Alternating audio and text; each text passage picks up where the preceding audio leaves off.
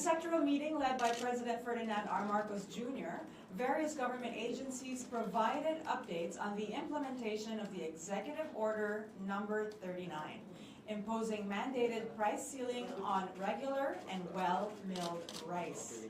Isa sa mga paraan para tulungan ang mga apektadong rice retailers ang pamimigay ng Department of Social Welfare and Development ng cash assistance sa iba't ibang bahagi ng bansa na nagsimula nitong Sabado.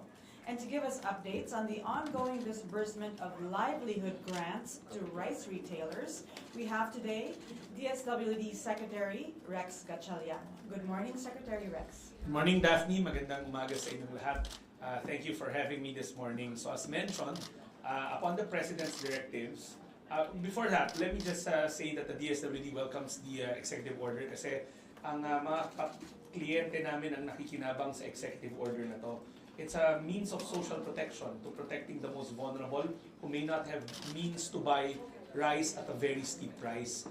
Na nung lumabas kayo ng executive order, una kaming nagpahayag ng suporta namin sa DSWD dahil yung mga kliyente namin, sila yung pinaka-naapektuhan kapag tumataas ang presyo ng bilihin. So yun yung una naming pasasalamat. Pangalawa, sa instruction ng ating Pangulo, naatasan kami na siguraduhin din na yung kapakanan ng mga micro and small rice retailers natin mapangalagaan. Ang ginamit natin na behikulo dito, yung programa na mainstay na, matagal ng programa ng DSWD, yung Sustainable Livelihood Program. Yung Sustainable Livelihood Program, ano yan, hindi yan ginawa lang para sa pagkakataon na to, kundi talagang mekanismo yan ng Department of Social Welfare and Development para una, matulungan ng mga mahihirap, informal, vulnerable at marginalized natin ang mga kababayan na gusto maghanap buhay. Sa programa na to, binibigyan sila ng seed capital, unang mode yun. Pangalawa, build up ng kanilang capital sa mga pagkakataon na hindi inaasahan katulad nito. So ito yung naging programa ng Pangulo para matulungan ng mga micro, small rice retailers natin. Ang bawat micro and small rice retailer ay makakatanggap ng 15,000 para ma-shore up ang kanilang kapital kasi alam naman natin yung price cap maski pa paano nakaka-apekto sa kanilang kapital. Kaya una kaagad na pinatawag ng Pangulo ang DSWD para usisain kami kung ano ang pwede namin gawin para sa mga maliliit nating mga negosyante, yung mga small micro rice retailer natin. Kaya ito yung hinain namin at naaprubahan niya yung gamitin ito. Initially, this year, ang appropriation ng programa na to ay 6 billion pesos, of which around 5.4 to 5.3 ang natitira pa na unobligated sa kanyang pondo. That means, kayang-kaya ma-absorb yung programa na to without new appropriation. Although nagpapasalamat rin kami sa ating House, pamumuno ni Speaker Romualdez, na nung nilunsad itong SLP program para sa ating mga micro-rice retailers, nagpahayag sila na maghahanap pa sila ng karagdagang pondo, almost 2 billion pesos, kung sakaling kukulangin ang DSWD. So, doon nagpapasalamat kami kay Speaker Romualdez sa proactive stance nila na yun. Now, nung Sabado, nagsimula tayo sa mga sumusunod na syudad, San Juan, Caloocan at Quezon City. Kahapon, nasama na ang Parañaque, Navotas at ang Zamboanga del Sur. Total na nabigyan natin ng livelihood grant ay 474 na rice retailers na nagkakahalaga ng 7.5 million pesos. Medyo maliit pa yung catchment natin pero sa araw na to hanggang sa 14th, lalaki at bibilis to dahil simultaneous na ang payout natin sa iba't ibang riyon at iba't ibang mga highly urbanized cities. Ayon sa DTI, ang proseso kasi na naganap, DTI ang mag-identify, DTI ang mag-validate kasi technical expertise nila yon. At pagka may listahan na sila, pinapasa nila sa DSWD kasi kami naman yung may mekanismo at programa para sa payout. Yun yung working pattern namin ng DTI and DSWD. In fact, we have a working group that meets every other day led by Yusek Carol Sanchez ng DTI para masigurado na yung flow ng trabaho ay mabilis. Gusto ng Pangulo natin na makarating ang tulong pinansya, ang livelihood grant sa ating mas micro-rice retailers sa mabilis na panahon. On top of that, in the next 3 days rin, so mula kahapon hanggang sa 14th, importante sa amin na mabigay kaagad lahat to dahil mag-e-election ban rin. At bagamat nag-apply kami ng exemption sa COMELEC at nananalig kami na mabibigyan kami ng exemption, pero we cannot preempt the good COMELEC from saying na mabibigyan kami, talagang self-imposed deadline namin sa utos ng Pangulo is September 14. That should cover all the regions. Now, sa initial list na binigay ng DTI sa atin, ang kanilang naitala ng mga micro and small rice retailers na nasa loob ng mga public markets and private markets na merong business permit and or DTI or SEC registration ay nasa 5,942. That's the rough list nila. Siyempre, give or take, mababawasan yan kasi patuloy na pag dumadaan doon sa proseso ng pagsasala, we make sure na walang duplicates. We make sure, bagamat sila ang nag-validate kung rice retailer to maliit, DSWD has a process of making sure walang duplicates. Kaya liliit yung numero na yan. But for now, it's 5,942. And ito yung mga ulitin ko, mga micro and small rice retailers na nasa loob ng mga public and private markets na meron silang business permit and or meron silang DTI registration or SEC registration kapag partnership yan. Ngayon may mga katanungan tungkol doon sa mga paano yung mga nasa labas ng mga public markets. Yan yung phase 2 naman ng programa. Patuloy na nakikipag-ugnayan ng DTI sa ating mga local government units, sa ating mga iba't ibang ahensya at private sector groups katulad ng RECON to get the list para ma-make sure natin na yung mga wala sa loob ng mga palengke na mga micro small rice retailers mapasama dun sa mga succeeding list na ibibigay nila. Thank you, Secretary Rex. Are there any questions? Okay, Raquel Bayan, Radio Pilipinas. Sir, question lang po, before po ba natin ibigay yung cash assistance dun sa mga rice retailers, do we make sure po ba na ini-implement po muna nila yung price cap o basta nandun lang po sila sa listahan na binigay sa atin ng DTI? Kami kasi wala kami sa implementing, nandun kami sa financial, sa subsidy. Pero sinisigurado sa atin ng DILG at ng DTI na yung monitoring nila at ng Department of Agriculture ay mahigpit at alam ko iniikutan nila lahat ito. And pag nagbibigay rin kami ng rice subsidy, yung livelihood grant, ini-emphasize rin natin to make sure na sumusunod sila sa alituntunin. We remind them. It's more of the power of convincing na dapat, dahil tinutulungan na rin sila ng gobyerno, magtulungan tayo. Madagdag ko lang rin pala, as early as Friday, nag-post na sa social media accounts ng DSWD and ng DTI ng joint infographic on sino, saan, at kung paano mag-apila. Let's say, feeling mo na dapat kasama ka pero nakaligtaan ka, pwede ka mag-apply online, nandun na yung mga detalye. Or, doon sa mga payment center, yung pag nagpe-pay out kami, meron rin grievance desk na itinaguyod ang DTI. So pag pumunta doon yung isang tao at sinasabi niya, ako ay rice retailer but wala ako dito, kaagad namin kinakapture yung data ng DTI, i-verify, and then ipapasa ulit sa DSWD. So ang mensahe namin sa mga small rice retailers, antabayanan nyo ang schedule sa inyong mga lugar, pero kung sakaling lumaan na sa inyong lugar, pero hindi kayo napasama at naniniwala kayo na dapat kasama kayo, pwede kayo pumunta sa social media accounts ng DSWD or ng DTI, nandun yung appeals process natin. Harley Valbuena, DZME. Hello, good morning po. Sir, I believe na nag-meeting kahapon yung officials ng DSWD and DTI to finalize the timeline nung cash payout dun po sa assistance natin. So may nabuo na po ba tayong timeline? Yun yung nasabi namin that we have to operate on the premise that wala pa kaming exemption at this point in time. So following the law, we have to stop by the 15th. So by September 14, ang goal natin is matapos natin at least all highly urbanized cities and regions. But we did file for our exemption and we are hopeful na makuha namin yun so that pagkasakaling may spillover, kasi bigyan ko yung example, in Quezon City, plano namin bumalik kasi hindi lahat ng beneficiaries nakapunta ng isang araw. We promise that we will go back to areas na may mga hindi nakasipot na mga nasa list so that we can make sure na mabigyan rin sila ng livelihood grant. That's the basis of our appeal. The President instructed us to finish this as the soonest possible time. He likes the idea of finishing it by the 14th, pero we told him na we have applied for an exemption in the eventuality na may mga unforeseen circumstances that will cause some delay. Heidi Sampang, FEBC. Good morning, Sec. Initially po, ano yung mga nakita nating challenges dun sa distribution process? Thank you. I can only speak about the distribution side kasi the identification side, I leave that to DTI. Sa challenge sa side namin will be number one, yung mga beneficiaries hindi pumupunta.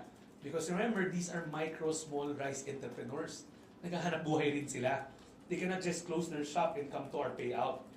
As a solution, we started scheduling payouts during yung non-peak market times, like 1 p.m., 2 p.m., just to accommodate them. Also, we also came up with a return bout, I call it, the return dates namin sa mga areas na yun, with the hopes that they can come out. Like, nung Saturday, dahil first day yun, mga 50% lang sumipot doon sa listahan despite the LGUs reminding them. But yun nga ang common nila na kwento sa amin because the payout was at 8 a.m. on a Saturday, which is the very peak of going market day. Sabi nila, baka pwede bumalik kami sa dead time, sabihin non-peak time nila. So that's one, yung mga beneficiaries are not coming. Pero yesterday, I'm glad to report that near perfect. Almost everybody came because nga, we took cognizance of the fact na we have to adjust our time doon sa ano. Hindi naman kasi ito, malalaking retailers na may mga empleyado, sila rin yung nagpapatakbo ng kanilang mga tindahan. So they cannot just close shop, just like that. Another difficulty that we're having, but more of DTI, but you can ask them, but because I work closely with them, we hear it. We were trying to capture as much as we can.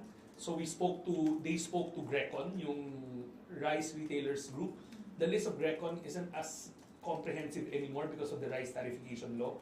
Nung nawala na yung NFA sa regulation ng mga nag-aangkat ng bigas at nagbebenta ng bigas, na medyo naging loose yung lista na yun. Bagamat meron pa rin silang listahan na ibibigay. So that's why DTI, I'm not supposed to speak for them, but wala sila dito, I can probably give you a bird's eye view of what they've been doing. They're talking to Grecon. They're also looking at other agencies like NFA's 2019 retailers list. They're talking to PSA. They're talking to SSS. They're talking to local government units. Anywhere we can get a list of micro and small rice retailers, we're making that as a rule of thumb na mapasok sila doon sa database. Talking to market masters, talking to the private sector.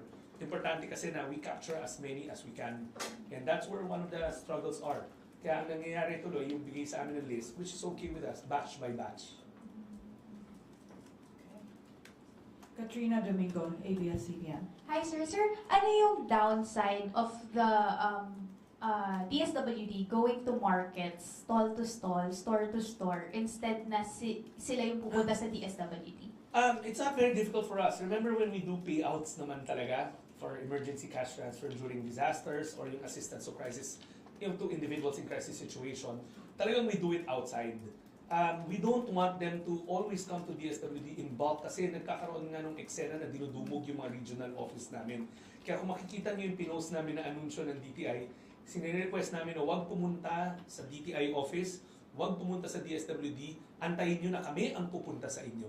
Kasi kung can you imagine, pag lahat sila sabay-sabay, that's still 6,000, close to 6,000 individuals coming to us. And we also have to adjust to their peculiar circumstance. These are micro entrepreneurs. Malamang sila na rin yung accountant, sila yung tindera, sila yung lahat. So by you pulling them out of their workplace, that means one lost business day yun for them. So we really made that conscious effort na kami pupunta sa kanila.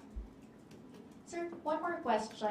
It's similar to the fuel subsidy in the sense that you are augmenting their capital.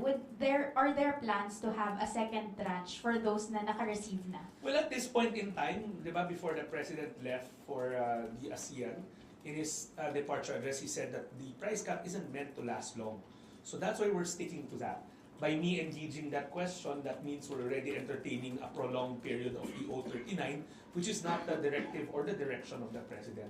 So kaya nga sabi niya kanina sa amin when we met, tapusin na kaagad yung distribution ng livelihood grants to shore up their capital. So ang window nga namin, natuwa nga siya na may self-imposed deadline whether by law or by ourselves na September 14 dapat tapos na kami. Pero I am telling you right now na that may be a bit steep of a task because nga may return date kami. Malamang we'll be going back to the cities again and again until ma-cover namin lahat ng nasa listahan.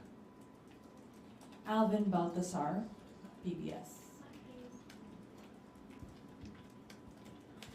Secretary, magandang umaga po. Sir, kanina daw sa sectoral meeting, meron bang bagong directive si Pangulo At saka aside from yung option na price cap, may mga bagong measures ba na napag-usapan para as other options para mapababa yung presyo ng bigas? There are, but I don't think I'm the right person to speak about it. I think the economic team and the more experts like the Department of Agriculture will be in a better position to answer. Alam ko may mga plano sila. The President always has plans. But sa amin, the directive to us is as simple as this. Finish the livelihood grants distribution in the fastest time possible. Tuesday New, DZBB. Hi sir, yung 15,000 pesos po na ayuda per retailer, 15,000 pesos din yung matatanggap na nung isang tindero o tindera na hindi naman ganun kalaki yung kapital nila sa pagtitinda ng bigas.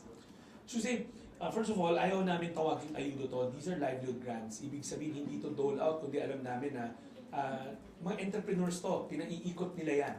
Hindi lang nila ginusto tong nangyari. They weren't really asking for dole outs or weren't asking for social welfare. But this is an initiative of the President to protect our smallest entrepreneurs because MSMEs means a lot to him.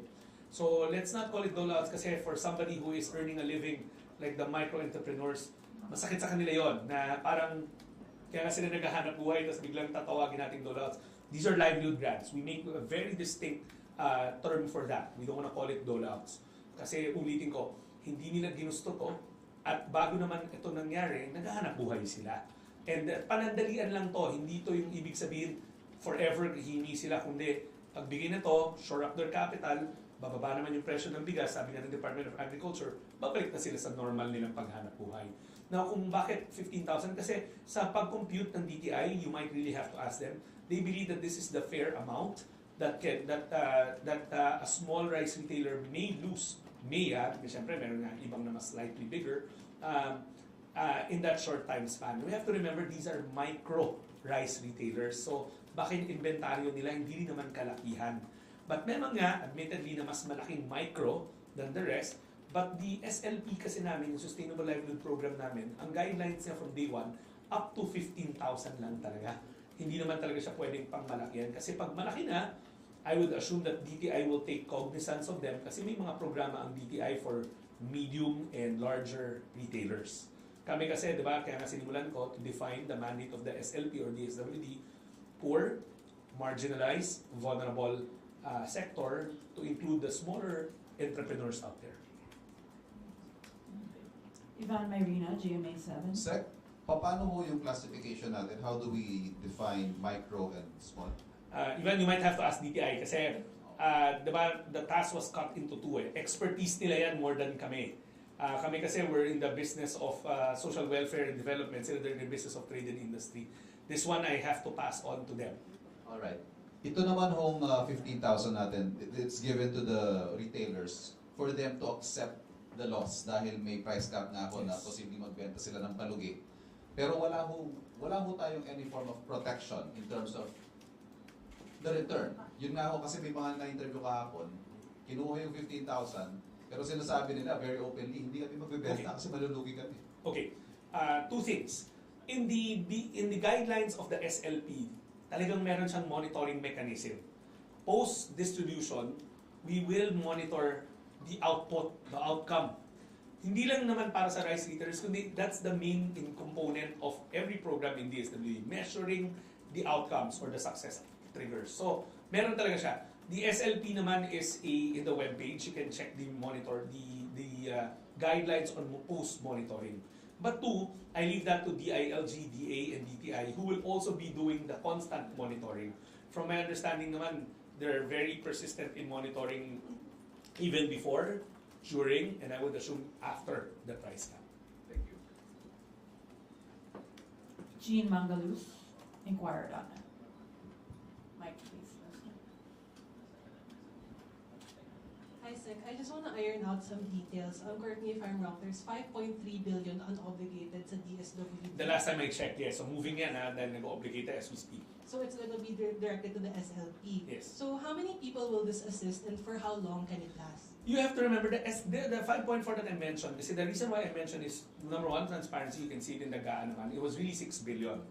but over the months ng taon, ginagamit namin yun.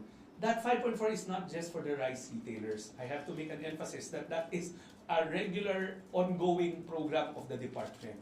But kung tatanungin nyo kami, kasi I would get questions is, may pera ba? Yes, meron. The President saw to it that meron bago niya pinasa sa amin to. Number two, also, in the event na kulangin, in the event, which I don't foresee it, the House has already given a statement that they will find augmentation for DSWD.